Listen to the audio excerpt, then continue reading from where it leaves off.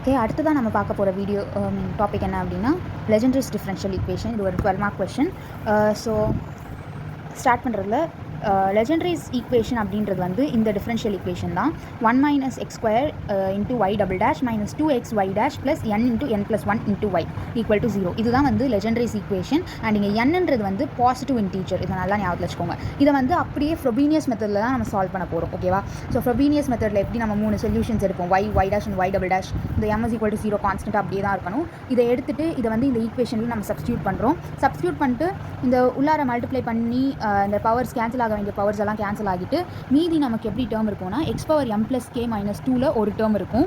And x⁻m + kல மொத்தம் 3 term இருக்கும். So இந்த டேர்ம்ஸ் எல்லாம் நம்ம கிளப் பண்ணணும். இப்போ கிளப் பண்ணோம் அப்படின்னா இந்த டேர்ம் அப்படியே இங்கே இருக்கும். இங்கே நம்ம எந்த சேஞ்சஸுமே பண்ண தேவையில்லை, ஏன்னா இது அப்படியே தான் இருக்க போகுது. இதுதான் வந்து லோவஸ்ட் பவர். நல்லா பார்த்துக்கோங்க. ஸோ இதில் எந்த சேஞ்சஸும் பண்ண தேவையில்லை. இப்படியே இருந்தாலே நம்ம ஈஸியாக சால்வ் பண்ணிடலான்றதுனால இது இப்படியே இருக்கட்டும். ஆனால் இங்கே பார்த்தீங்கன்னா ஒரு இண்டிசியல் ஈக்குவேஷன் ஃபார்ம் ஆகும். என்ன பண்ணியிருக்கோம், இந்த 3 டேர்ம் தான் இல்லையா? இதில் cm x⁻m + k மட்டும்தான் காமனாக இருக்குது. மீதி எல்லா டேர்முமே வந்து நம்ம உள்ளார தான் எடுக்கிறோம். இங்கே m + k into m + k - 1 போட்டாச்சு. ப்ளஸ் 2 இன்ட்டு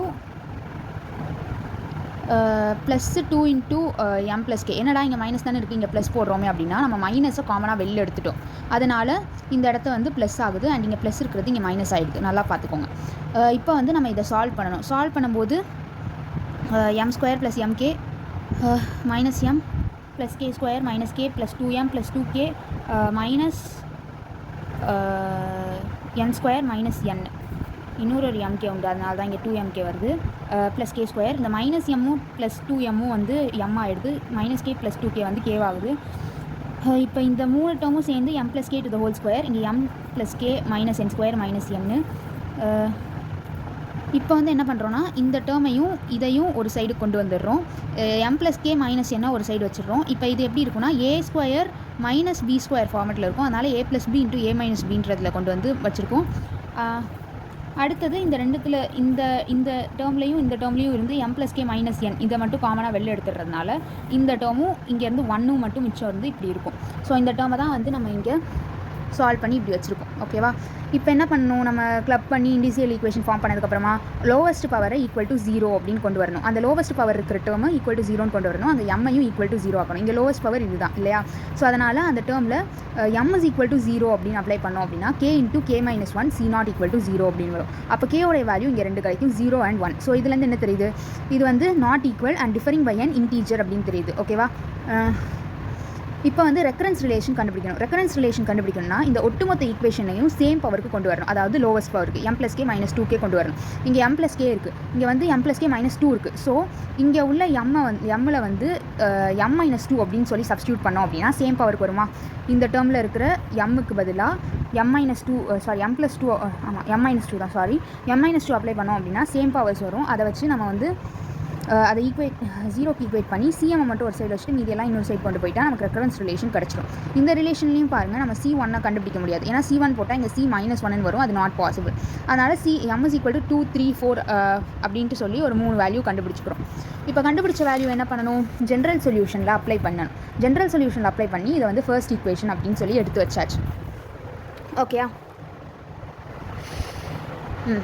இப்போ நம்ம வந்து கேயோடைய வேல்யூ 2 கண்டுபிடிச்சோம் இல்லையா? கேக்கு 0 and 1 அப்படின்னு 2 வேல்யூஸ் கண்டுபிடிச்சோம். ஸோ ஃபஸ்ட்டு கேஸ் 1 பார்த்தோம் அப்படின்னா k = 0. ஸோ இந்த டேர்மை வந்து ஃபர்ஸ்ட் ஈக்குவேஷன் அப்படின்னு வச்சுட்டு இதில் வந்து கேக்கு பதிலாக 0 அப்ளை பண்ணோன்னா நமக்கு வந்து ஒரு டேர்ம் கிடைக்கும்.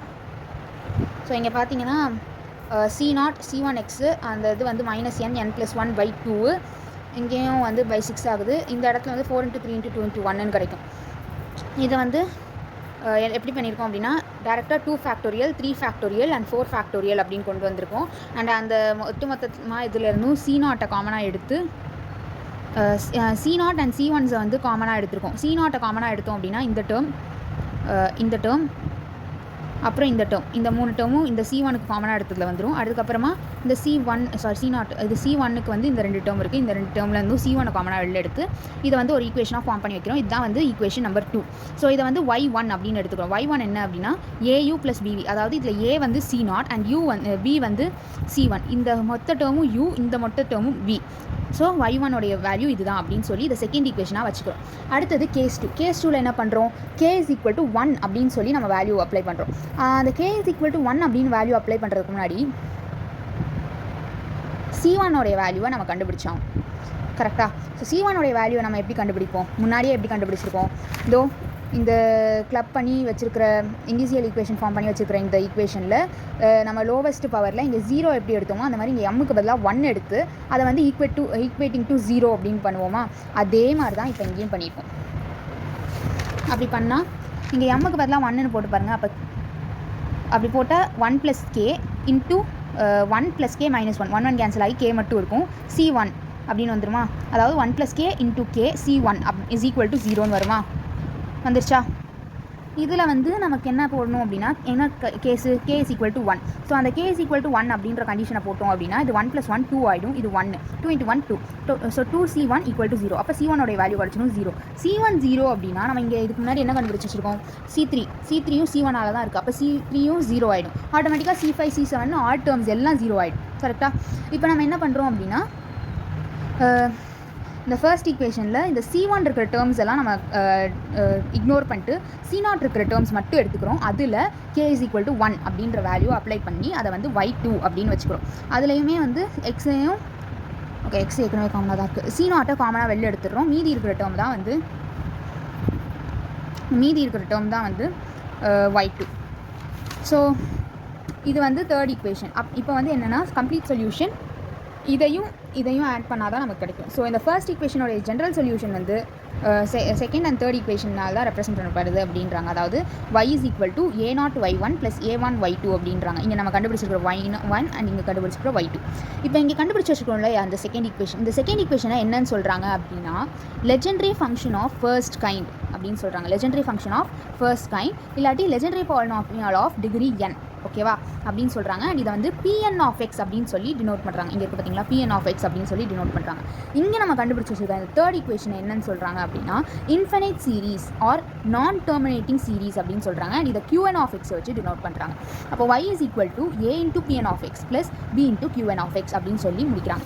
இப்போ என்ன பண்ணுறாங்க அப்படின்னா Legendre polynomial of degree n அதோடைய ஜென்ரல் ஃபார்முலா கொடுத்துருக்காங்க. Pn(x) = r = 0 to m 1 - (1 to the power r) 2n - 2r factorial x power n - 2r divided by 2 power n r factorial n - r factorial n - 2r factorial. இதில் வந்து இந்த m இருக்கு இல்லையா, m வந்து n வச்சு 2ஆக பிரிக்கிறாங்க. n/2 n ஈவனாக இருந்தால் அது n/2, n ஆடாக இருந்தது அப்படின்னா அது n - 1/2.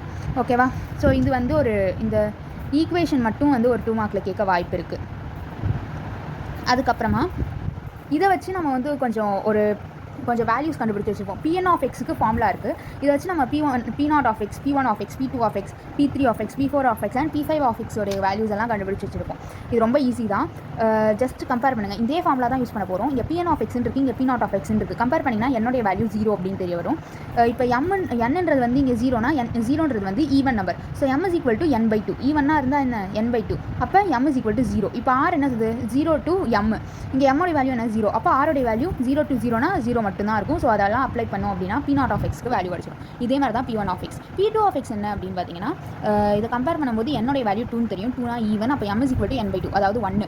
m உடைய வேல்யூ 1 தெரியும். r உடைய வேல்யூ 0 to m. அப்போ 0 to 1. ஸோ rக்கு 2 வேல்யூ வரும். 0 1 அப்படின்னு 2 வேல்யூ வரும். ஸோ இதில் n வேல்யூ வந்து கான்ஸ்டன்ட், m வேல்யூ வந்து கான்ஸ்டன்ட். r உடைய வேல்யூ மட்டும் 0 1 அப்படின்னு 2ஆக பிரியுது. அப்போ நம்ம என்ன பண்ணணும் அப்படின்னா இந்த ஈக்குவேஷனில் ஃபர்ஸ்ட்டு rக்கு 0 அப்படின்ற வேல்யூ வச்சு ஒரு ஈக்குவேஷன் எல்லா வேல்யூஸும் சப்ஸ்டியூட் பண்ணி ப்ளஸ் பண்ணணும். ஏன்னா இது சம்மேஷன் தானே, அப்போ ப்ளஸ் போட்டுட்டு அடுத்தது r = 1 அப்படின்ற வேல்யூ வச்சு இன்னொரு டேர்ம் கண்டுபிடிக்கணும். அதை சால்வ் பண்ணோம் அப்படின்னா P2(x), இதே மாதிரி P3(x), P4(x)க்கு வந்து rக்கு 3 வேல்யூ வரும். அதை வச்சு நீங்கள் சால்வ் பண்ணிங்க அப்படின்னா P5(x) வரைக்கும் நீங்கள் வந்து கண்டுபிடிச்சி வச்சுக்கலாம். ஓகேயா? சரி, ஓகே. இவ்வளோ தூரம் நம்ம P0(x)லேருந்து P5(x) வரைக்கும் கண்டுபிடிச்சோம்ல, அது எதுக்கு அப்படின்னா இந்த மாதிரி ஷோ தட் ப்ரூவ் பண்ணுறதுக்காக. இதெல்லாம் வந்து 4 மார்க் கொஷின்ஸ் ஆர் 2 மார்க் கொஷின்ஸாக இருக்கும். ஸோ இது வந்து பார்த்திங்கன்னா கண்டிப்பாக ஒரு 4 மார்க் கொஷினாக தான் இருக்கும். ஆமாம், அது 4 மார்க் கொஷின் தான் மார்க் பண்ணி வச்சுருக்கேன். சரி, ஓகே, ஃபைன். ஸோ இந்த மாதிரி கொஷின்ஸ் எல்லாம் எப்படி சால்வ் பண்ணுறது அப்படின்னு பார்த்தீங்க அப்படின்னா நீங்கள் வந்து அந்த ஃபார்முலாவை இந்த ஃபார்முலாவை ஞாபகத்தில் வச்சுக்கிட்டு ஆன் த ஸ்பாட்டில் நீங்கள் வந்து வேல்யூ சப்ஸ்டியூட் பண்ணி வேல்யூஸ் கண்டுபிடிச்சாலும் சரி, அப்படி இல்லாட்டி P0 இது, P1 இது, P2 இது அப்படின்னு நீங்கள் வந்து வேல்யூஸை மனப்பாடம் பண்ணி வச்சுருந்தாலும் சரி, நீங்கள் வந்து இங்கே RHSஐ யூஸ் பண்ணி அதை சால்வ் பண்ணி நீங்கள் LHS வேல்யூ கொண்டு வந்து ஈக்குவேட் பண்ணிடணும். இந்த வேல்யூ இது எல்லாமே இதெல்லாம் நீங்களாகவே போட்டு பார்க்கலாம். அதனால் நான் இதை எக்ஸ்பிளைன் பண்ணலை. 4th ஒன் வரைக்கும் அப்படி தான் இருக்கும். 5th ஒன் மட்டும் கொஞ்சம் வித்தியாசமாக இருக்கும். என்னென்னா இவங்க லெஃப்ட் ஹேண்ட் சைடை மட்டும் கொடுத்துட்டு RHS இந்த சம்மில் வந்து பார்த்திங்கன்னா எப்படி லெஃப்ட் ஹேண்ட் சைடு இருக்குது, ரைட் ஹேண்ட் சைடு இருக்குது. ரைட் ஹேண்ட் சைடை வச்சு நம்ம ப்ரூவ் பண்ணுவோம். இவங்க வந்து லெஃப்ட் ஹேண்ட் சைடு மட்டும் கொடுத்துருவாங்க, நம்ம ரைட் ஹேண்ட் சைடை கண்டுபிடிக்க சொல்லிடுவாங்க. ஸோ அதுக்கு என்ன பண்ணணும் அப்படின்னா, இங்கே இருக்கிற டேர்ம்ஸ் எல்லாம் பார்க்கணும். x³ இருக்குது, 2x² இருக்குது, x இருக்குது, 1 இருக்குது. இப்போ நம்மக்கிட்ட இருக்கிற டேர்ம்ஸை பாருங்கள். P0 1 இருக்குது, ஸோ இது யூஸ் பண்ணிக்கணும். அதே மாதிரி P1 x இருக்குது, இதுவும் யூஸ் பண்ணிக்கணும். அடுத்தது P2 x² இருக்குது, ஸோ இதை யூஸ் பண்ணிக்கணும். P3 x³ இருக்குது, அப்போ இதையும் யூஸ் பண்ணிக்கணும். இந்த எத்தனை மொத்தமாக 1 2 3 4 டேர்ம்ஸை வந்து யூஸ் பண்ணணும். இதெல்லாம் போட்டாச்சா? இப்போ P2 பாருங்கள், இங்கேருந்து x² மட்டும் அதாவது இங்கே x இருக்குது, இங்கே 1 இருக்குது. ஸோ இதுவும் அப்படியே இருக்கலாம். இதுலேருந்து நமக்கு வந்து x² மட்டும் தேவை, இதுலேருந்து நமக்கு வந்து x³ மட்டும் தேவை. அதுக்காக நம்ம என்ன பண்ணுறோம் அப்படின்னா P2 ஃபஸ்ட்டு எடுத்துக்கிறோம். x² மட்டும் இந்த சைடு வச்சுட்டு இது எல்லாத்தையும் அந்த பக்கம் கொண்டு போகிறோம். ஓகேவா? அதை வந்து வச்சுக்கிறோம். அதுக்கப்புறமா P3 x³ மட்டும் ஒரு பக்கம் வச்சுட்டு இது எல்லாத்தையும் இன்னொரு பக்கம் கொண்டு போகிறோம். அதை x³ கொண்டு வந்துட்டு இங்கே நம்ம கண்டுபிடிச்சி வச்சுருக்கோம் இல்லையா, 1னா P0 xனா P1 x²னா இவ்வளோ, x³ இவ்வளோன்னு கண்டுபிடிச்சிருக்கோம்ல. இது எல்லாத்தையும் வந்து இந்த ஈக்குவேஷனில் சப்ஸ்டியூட் பண்ணணும். அப்படி சப்ஸ்டியூட் பண்ணி நம்ம சால்வ் பண்ணிட்டோம் அப்படின்னா நமக்கு RHS கிடச்சிரும். இதுதான் வந்து ஆன்சர். அது